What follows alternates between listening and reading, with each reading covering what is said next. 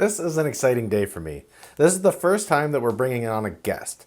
And the plan was always to include guests on our podcast and people from around the state that have unique perspective or interest or someone that we could just chat with. And I feel that it's just fitting that our first guest is our other brother, Travis. So Travis is the youngest brother, and if there's any adventure to be had, he's the first person Andy and I will call. Travis is one of the most viewed TikToks of all time on our page. It has over 225,000 views, and to be honest with you, I don't know why.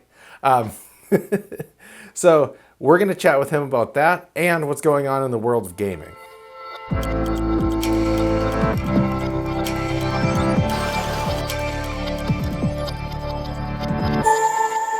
So yeah, anyways, gave you the introduction, said that you're our younger brother, you're our first guest that we're bringing on to this thing, because the intent was always to bring guests on to the podcast. The problem is we don't actually, we've never had one on here, so the first time we have a guest, Andy's not going to be on it, so it's just going to be you and I. So you're really not even going to be the guest, you're going to mostly be the co-host, I'd call it. I'm happy to do it. All right. So the first thing that I wanted to cover and the thing that I put into the intro about you is you have the most viewed TikTok on our TikTok platform ever. It's the Michigander Minute where we just ask rapid fire questions and you responded to it. And I don't actually understand why yours is the most viewed out of all of them. But the one question that seemed to hit with everybody was I said, "Where's your favorite vacation spot?" And you said Grand Haven. So I just wanted to know if you had to go, expand on it just a little bit. If you had to, what's your perfect day in Grand Haven? All right, my perfect day in Grand Haven probably be heading out early, getting to the beach where you can actually park where you need to park and you don't have to walk like a half mile. Yeah. It gets pretty crazy there. Uh, then getting down to the beach, setting up with our crew, getting our paddle boards inflated, getting all of our chairs out, everything like that. Maybe setting up one of our yard games that we have, and just starting the day off there and getting in the water. Like I said, paddle boarding, then maybe some frisbee. I can't throw a ball, so We do play a lot of spike ball when we're out there, though. It seems to be the perfect game for that area. yeah, spike ball is good. And when you're on the beach, you can dive around and not have to worry about hurting yourself. Yeah. And that was actually one of the questions I was going to ask you is you have been paddleboarding for quite a while now, but you bought your first paddleboard, what, middle of last summer? Yeah, Do you remember what kind you bought? it's called a Ten Toes. I don't remember if that's the brand or Yeah. the actual like model. And we keep making the recommendation to people to not just look at a hardboard because everyone thinks, oh, it's a hardboard, it's better, and then I'm going to be on this weird like inflatable raft if I buy an inflatable. You actually bought an inflatable kind of based off of what we said, but it seems to work better for your life and what you do, right? Oh, for sure. I have a Ford Focus, so a driving around with a paddleboard on top of my car it wouldn't really work. I don't have a rack on it or anything, so the inflatable is great. It comes in a backpack. You can fit everything in there. My pump, my paddle, just everything goes right in my backpack. I can carry it out to the beach, no problem. My hands are still free to carry anything else I need. I love Well, it. like I said, we've all been following the rules about how much traveling and seeing each other we should be doing. But one of the first things I want to do when we can get back together is go for a paddle. And just being able to have that thing whenever you're ready is to just throw it on your back and go to the spot. And Yeah. actually, for Christmas, I bought you the same pump. That's one of the most important things when it comes to inflatables is having a pump because that thing will get you. Yeah, if you're just like, there's no quick paddles if you don't have the pump for it, Yeah. because you're sweating getting that thing pumped up. Yeah, the first thing you want to do is jump in the water. Yeah. Okay, so then the last question that I was wondering, based off of everywhere that you could possibly have been in Michigan, if right now DoorDash could deliver one of your favorite meals to you, where would it be from? Ooh. Honestly, I haven't been. It's usually when I go out to Grand Haven, Electric Hero. Oh yeah, Oh, the Huntress. It's a ham and jam sandwich, I believe. It's so good. I love that place. I was actually thinking about it, and weirdly enough, I mean, I travel a lot of the state, and mine would be a West Michigan too. Is I'd love to get like not like delivered like it's been in there for a long time, but I would love to get a brisket from the deck. Ooh, yeah. That's one because I can't make that. You know, you can't come close to like Right. what they can do. Yeah. Now, one of the reasons why I actually wanted to talk to you today, besides all of that stuff, is you are my connection to gaming these days, besides watching reviews, which is very weird that I don't play games, I just watch the reviews. So, the first thing I wanted to know about gaming and what games are you playing right now? I'm actually playing a game that is currently in beta. It's called Valorant. Okay. It's being made by the people that make League of Legends, which is one of, if not the biggest online games in the world. Right. Uh, so they're making a shooter now. It's kind of like a mixture of like Counter-Strike, which is like a tactical shooter. It's slower paced, and then it has like some abilities like an Overwatch or a League of Legends. Gotcha. And you said that it's in beta, so I was actually looking this up. Do you have to have like do you have to like acquire a passcode for it or like ask for it, or are they kind of letting everybody if you just ask? So to get it, you actually have to watch on Twitch. You have to watch one of the streamers playing Valorant at the time. Okay. Their stream will say drops enabled, and you have to watch for a minimum of 2 hours. Then you get put in a pool, and they're dropping keys. Pretty much, if you watch for a couple hours at this point, you get in. Okay, so that's one of the things that I was trying to that I wanted to talk about is so many people's behaviors have changed so much since we've all been in our houses primarily, and you know some of the essential people going out and working and doing that kind of thing. But most people's habits have changed and their social life has changed. And you've actually always used video games to kind of stay in contact with your friends that lived in different cities. So a lot of this is probably pretty similar for you because that's how you guys hang out with each other. Yeah, my friend group, actually, there's like a group of 7 of us that play together a lot, and 3 of them are in Grand Rapids, and I see them occasionally, like when we hang out and do real life things. But my group is spread out through all throughout Michigan. We have people. We have 3 in New York, 1 in California, so we're everywhere. I thought it was interesting because we actually ended up in a text chat with our dad, Andy, you, and me talking about NASCAR and the iRacing.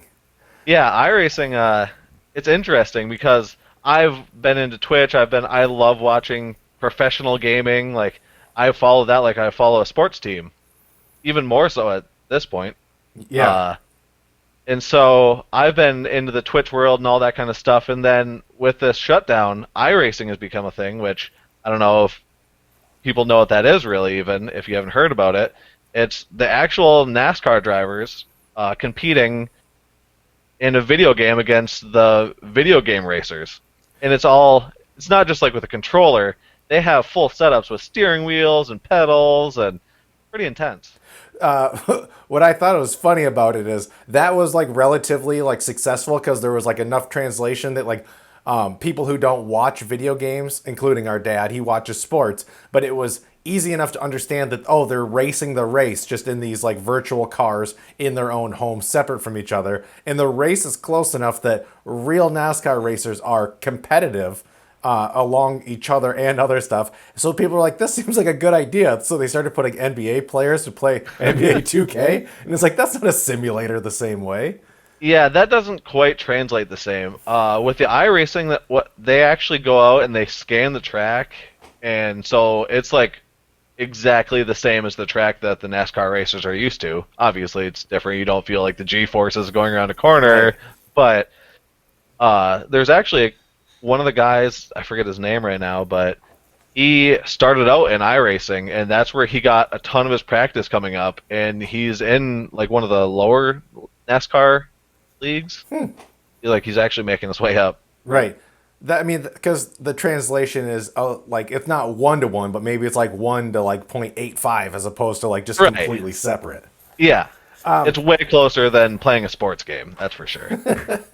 So my friend Jess, or she goes by her gamer tag Maka, Uh huh.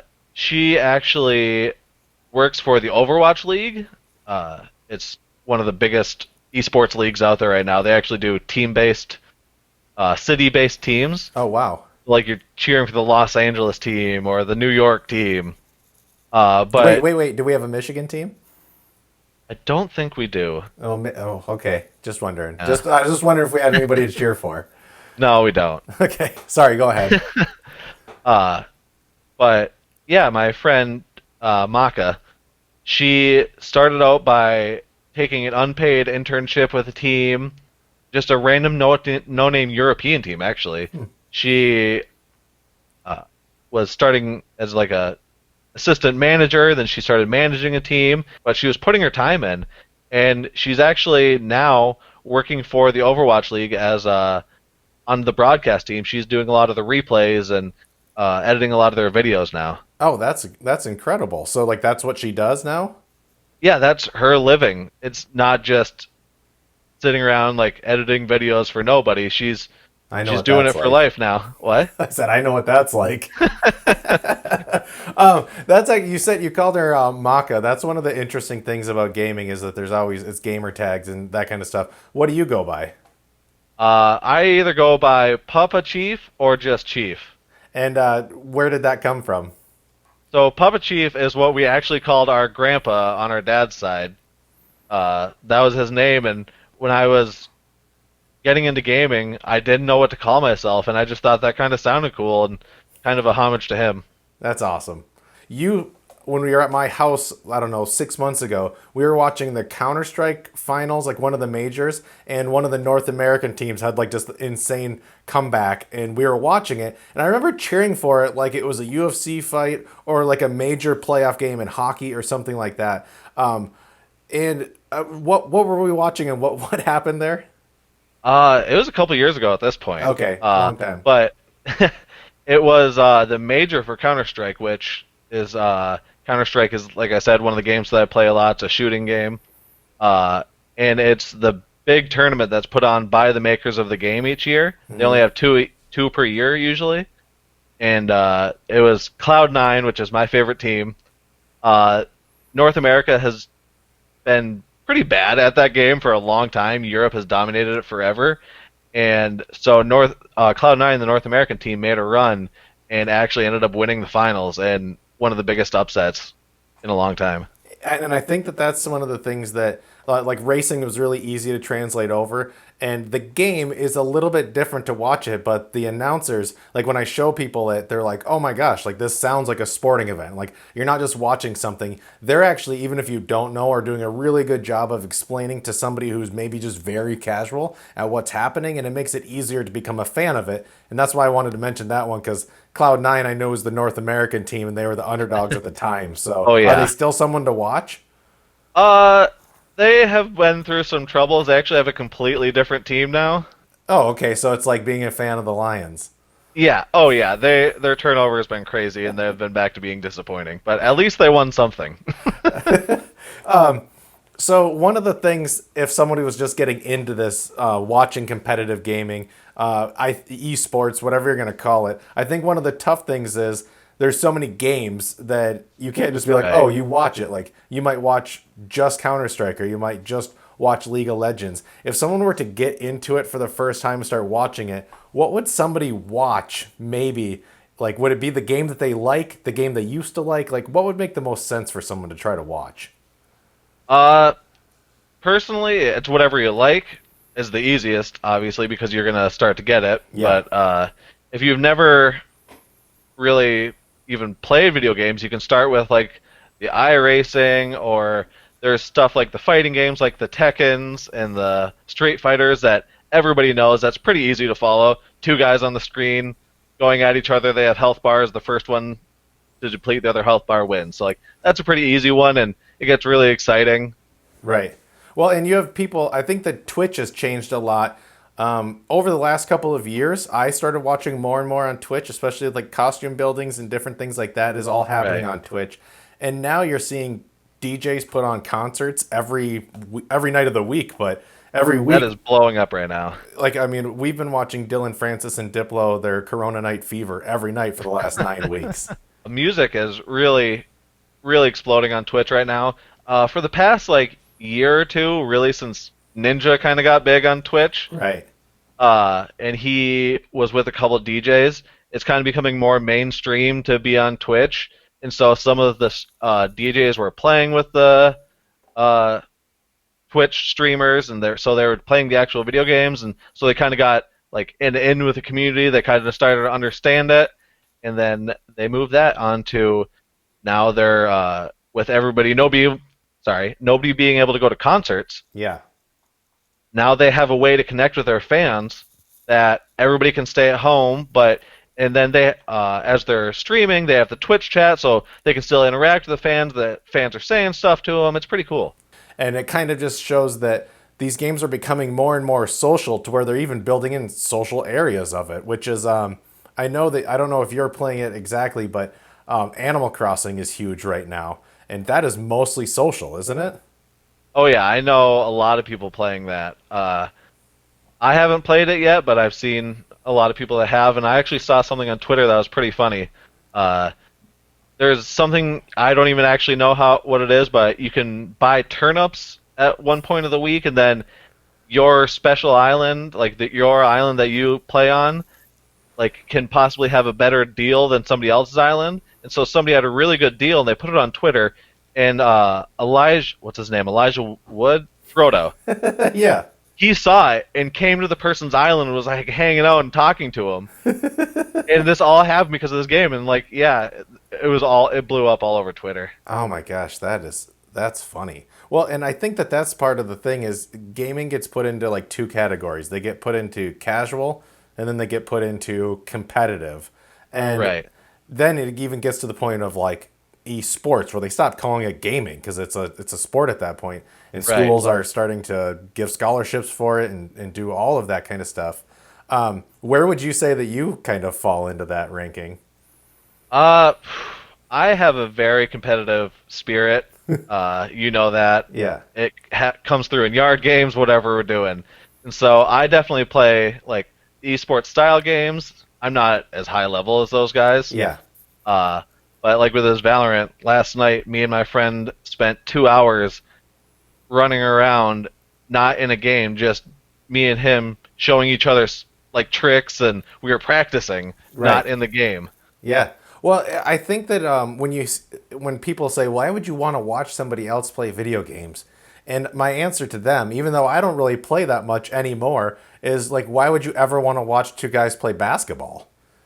Right, exactly. It's the same thing. They're at such a higher level than me, and it's fun to watch. Like you can pick up tricks. You can, like I said, I am competitive, and I like watching sports as well. Like hockey and football are my two favorite to watch for sure, and the UFC. But Sure. uh, it's just like cheering for them to me. So what's going like everything is turned back to virtual because you've even attended some of the live events where there's major tournaments going on. You went to the Detroit area for one? Chicago. Chicago. Oh Okay. no, I went to Detroit too. Yeah, I went to Detroit for the Smash Bros tournament. Right. So this thing is actually like for people who don't know, video games are filling arenas around the world, and it's actually the United States is late to filling arenas on that. And now Yeah. this has put it back into these tournaments happening virtually, which kind of probably takes a little bit of the excitement off of it, but they're still happening, right? Yeah, the tournaments are definitely still happening. Like you said, it was the biggest tournaments were always on land, so they were always actually Sure. at the event competing, and they had when I went, there was a crowd of like 7,000 people. I know some of the events in Europe have gotten huge. They filled up like a football stadium with people watching a live esports event. That's crazy. And then everybody knows Ninja. Ninja is like Tony Hawk at this point. Like he's the guy that jumped or Conor McGregor for the UFC. Is the person Right. who's transcended the sport and became a pop culture person. But if you were going to say like, hey, I like first person shooters and I kind of like someone who's entertaining on Twitch so I can start watching a Twitch stream, who's a couple you'd recommend? If you're going for like something funny, Tim the Tap Man is a good one. He's playing with the higher level guys. He's usually not quite as good, Sure. but he's good entertainment. Everybody's making fun of him. He's having a good time. Uh, if you're getting into the game, like I've been watching this Valorant game, I've been watching a streamer named Hiko. He was a professional Counter Strike player. Okay. He's switching over to Valorant now because they're very similar games. But while he's playing, he's explaining his thought process of a very high level player. And so you're watching and you're like, oh, I never would have thought of it like that. Right. And then you can take that into your play as well. Gotcha.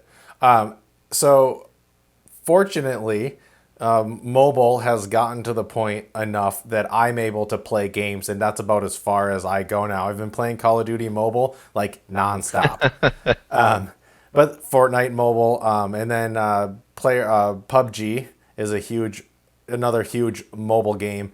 But what I like about it is a couple of those games, I can play that game, get enough of a feeling of what the game is all about personally, and then when I go and watch a Twitch streamer play keyboard and mouse on a professional setup at their home, Right. at least I know what they're doing so that I understand their basic concept and movement, that I was able to enjoy it a bit more when I go and watch it myself. Right. Yeah. Mobile is becoming more and more mainstream, like you said, for gaming. It's actually catching up in a lot of ways. But I think it's because most people have that system, and not everybody has the system that you have in your house. Right. Yeah. I'm currently sitting at a like $1,500 PC with three monitors and a TV above my head that's hooked up to it. So, but with the mobile, it's growing everywhere. It's super accessible, like you said, but the technology is catching up too, where the phone can run these games and look almost as good. Right. Yeah. 3 or 4 years ago, even you were not even close to the same. Like let's say it's like me. I used to play Xbox back in the day. I used to play Halo 3, and now I've like fallen off, and I kind of want to get back into this stuff.